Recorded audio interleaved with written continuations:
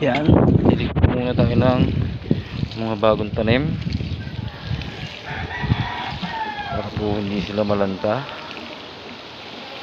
at medyo umiinit na po. Kunin po natin ulit yung lagadera. Yan, nadilig na po natin yung dalawa, tatlo.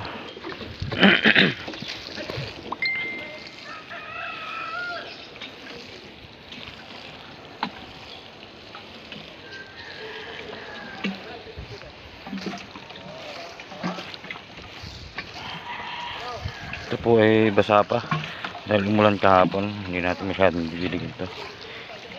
Mamaya po tayo mag-aabono ng tanim.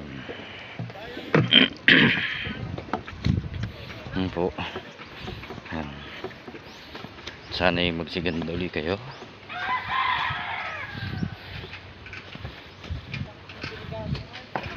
Mayroon po tayo pasunod. Ito po mga bagong tanim. Ibang variety naman po siya. Tinesting ko naman ay ibang variety. Try po natin.